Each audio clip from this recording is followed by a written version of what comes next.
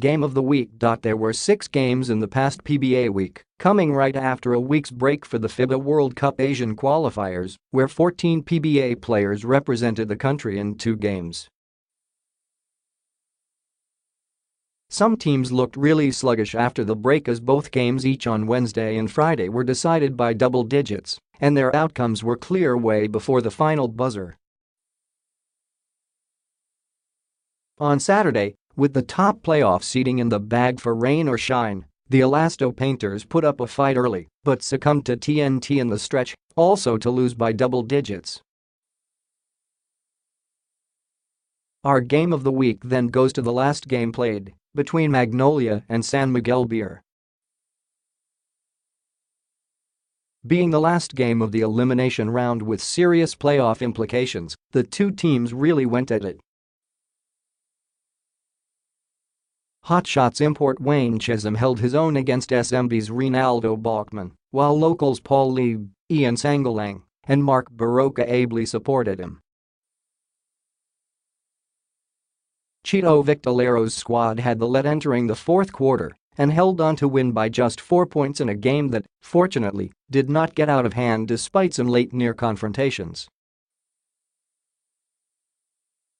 Despite the victory, however, Magnolia, which ended up tied with Barangay Ginebra and San Miguel Beer record-wise, lost out in the quotient department and fell to the 7th seed and a twice-to-win disadvantage against the 2nd-seeded Alaska Aces.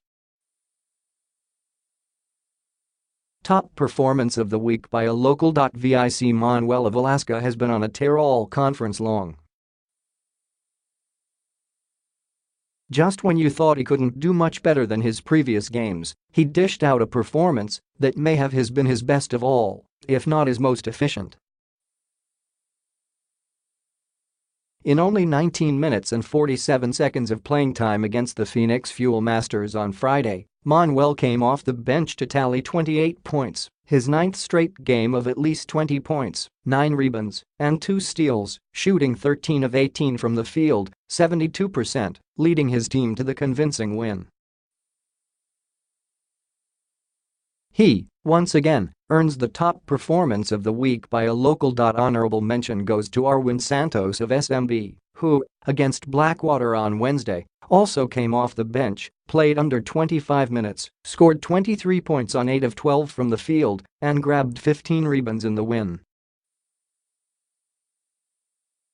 Top performance of the week by an import. Justin Brownlee of Ginebra had the highest scoring output for the week with 36 points, pulled down 11 rebounds, issued 6 assists, and stole 4 times to, once again, tow his team to a relatively easy victory against Globalport Friday night.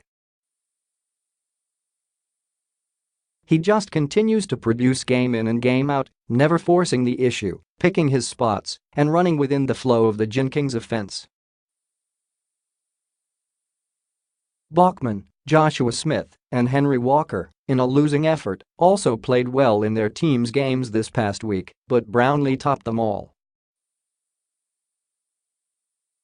Disappointing performance of the week. In what was a must-win game for the Phoenix Fuel Masters on Friday, the team of coach Louis Alas put up a good fight early on, but totally lost its collective shooting touch, finishing with only a 38% shooting clip from the field, plus just 19 of 31 from the free throw line, en route to a loss, which ended their Commissioner's Cup campaign.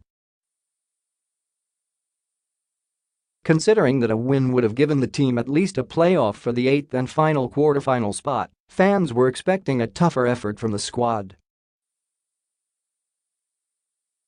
The unrelenting defense and well-run offense of Alaska contributed to the lackluster Phoenix effort.